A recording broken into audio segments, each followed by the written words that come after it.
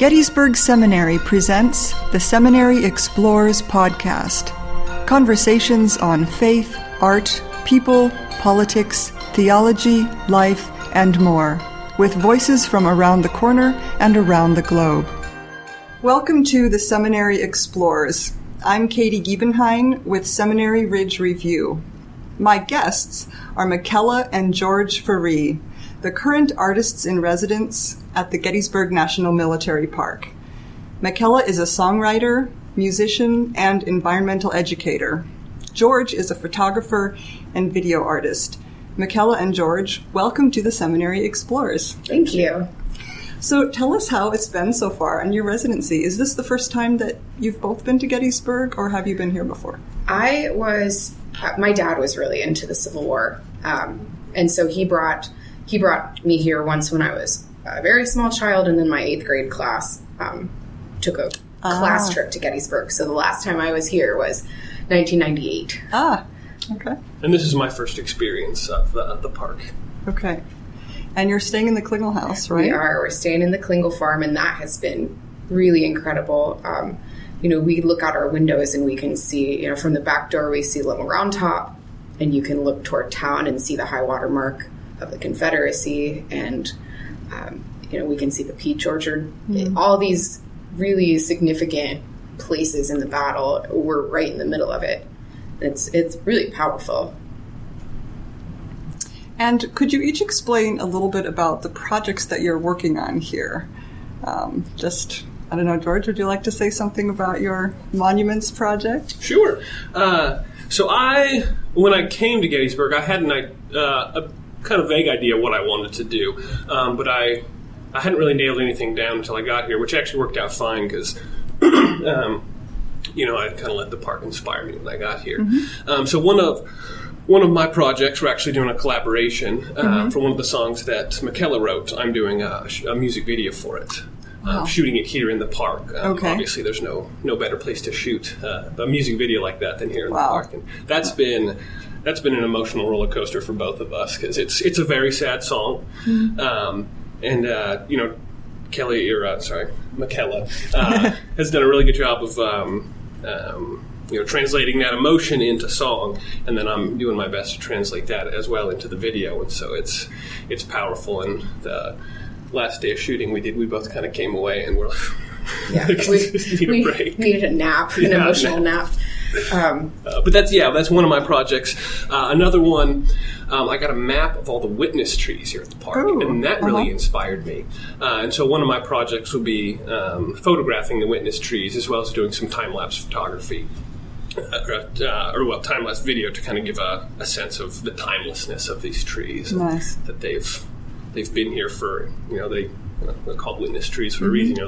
They were here. They might have been quite a bit smaller, but they were here, during the battle and the aftermath, and there's still a number of trees that are still here today, and that's really inspiring to me.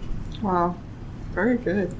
And how about you, Michaela? So my goal coming in was to write a full album of songs, so about 12 songs. Oh my goodness! And and I'm pretty sure that I'm going to meet my goal. I'm at 10 now. Mm-hmm. And it's been incredible. I've never had this kind of creative flow before. It's nice to be in a place where that's my job to do. Mm-hmm. And I, as soon as I found out we got this residency, I did start doing a lot of research and reading everything that I could on trying to zero in on the Battle of Gettysburg. But the songs kind of focus. There's a couple different themes, but it focuses on what life was like for a soldier, the feelings people may have had, how people back home would have been affected, and then, loss and the why of war. Very good. Could you say something about songwriting, too, just as a genre? And it's a very particular kind of writing, and I think a lot of people have a certain curiosity about it. There are so many ways to tell stories, right? You're doing visual and vocal and written ways of telling stories. Is there anything that you'd like to say about how this is such an interesting or a suitable way to tell stories? The different, because songwriting is different even than poetry or other genres. So That's a good question. And this has been such kind of a heavy project. One thing that I've thought about it is like sometimes this songwriting is like, it's like ripping out your own heart for a little bit so you can look at it. And that's how it's felt a lot of times, because you, as a songwriter, for this project specifically, my goal is to tell stories for people who can't tell stories for themselves anymore. And as I was doing research for this, I was listening to the songs of the time, like Lorena and R. Lee, and songs that there's still things that we sing now, and these songs reach across these centuries and connect us to these people from the past. And so that's kind of my goal as a songwriter, and that's been my process. I never really know what's going to inspire a song.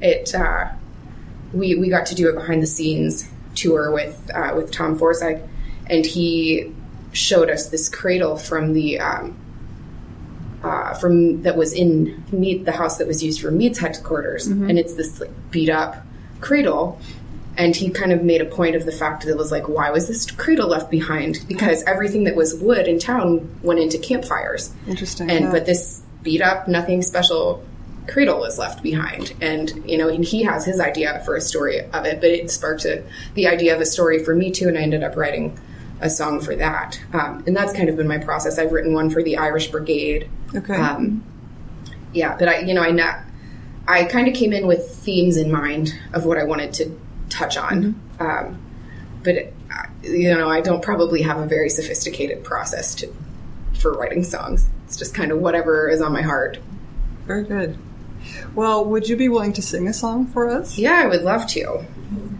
So the one that I'm going to do, I think everybody probably fixates on Pickett's Charge, and I definitely have, because it was just a major turning point in the Battle of Gettysburg, which ended up being a turning point in the war. And so this kind of, the decision to make that charge really changed American history. And what I've kind of fixated on was how Longstreet didn't agree with the command. Oh, right. And criticized Lee after, and Lee was very revered. And, it's one thing, it's tough to sort out the facts, because you read in one, in one place you read this person said this, and then somewhere else you read that they didn't say it, but it's hard to sort it out. So I just kind of took my own interpretation of how Longstreet was feeling toward Lee. And so this song is called Heavy Crowns. Okay.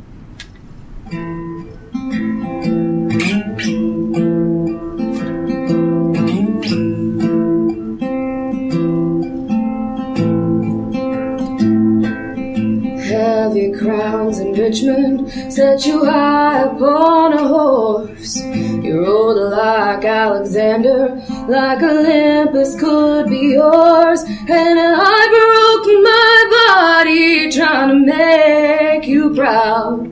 How the mighty have fallen from their towers of clouds. I'm just a soldier, yeah, I'm just a man. But you are a demigod with blood on your hands. And no 15,000's ever taken that position. Lambs to the slaughter, 'cause you wouldn't listen.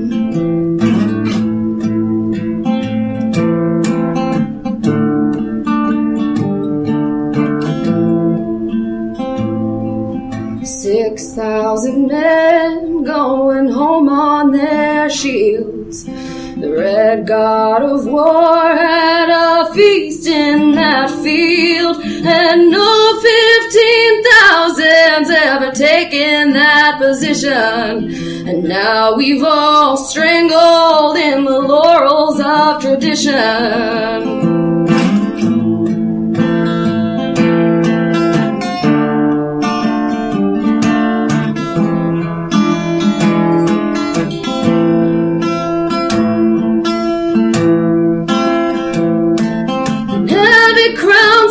Richmond set you high upon a horse. You road like Alexander, like Olympus could be yours. And I broke my body trying to make you proud.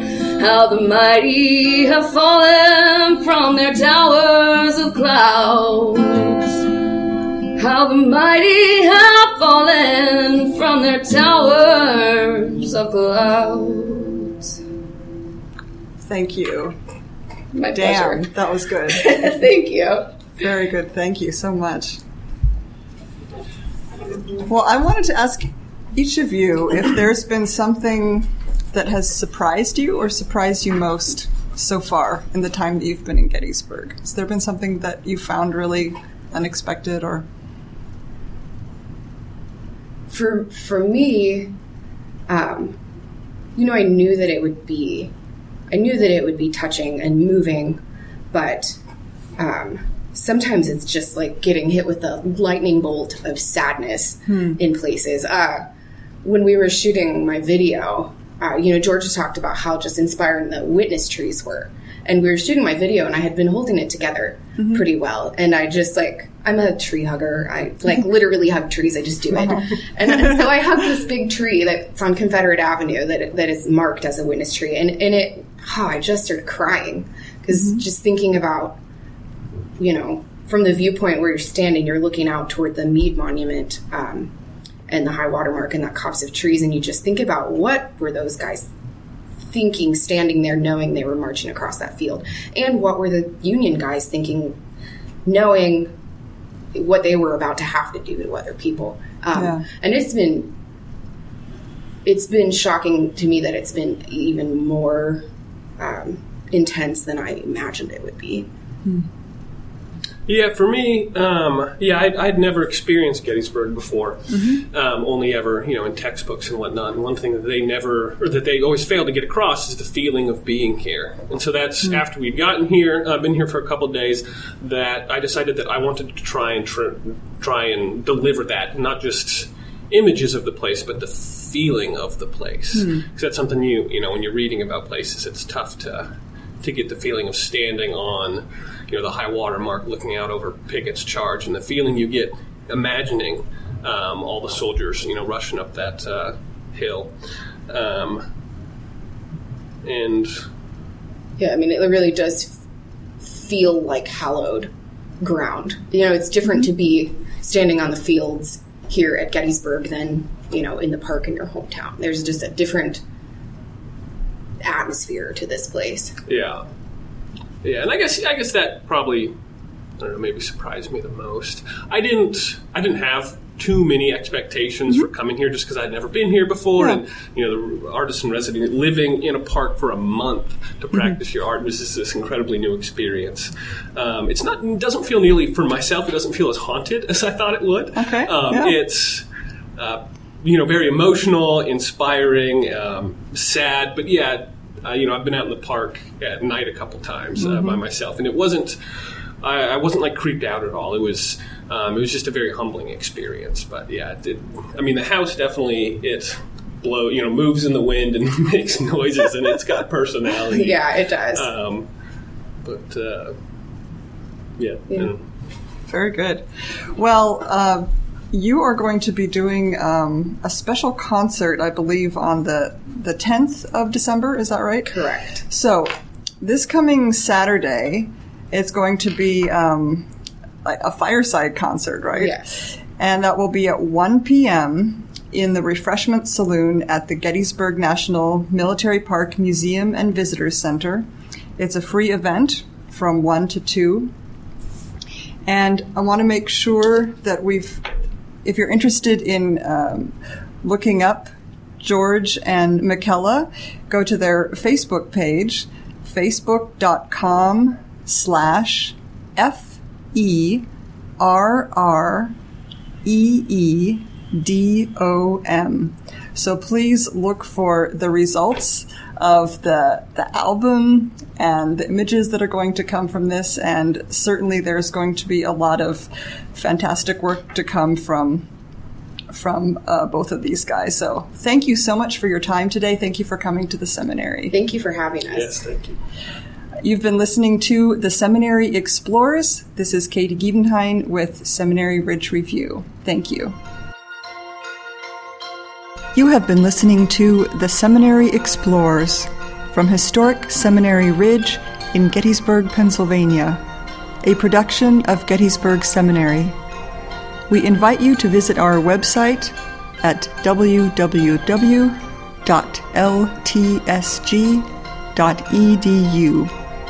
Opinions expressed on this program are not necessarily those of Gettysburg Seminary or the Evangelical Lutheran Church in America.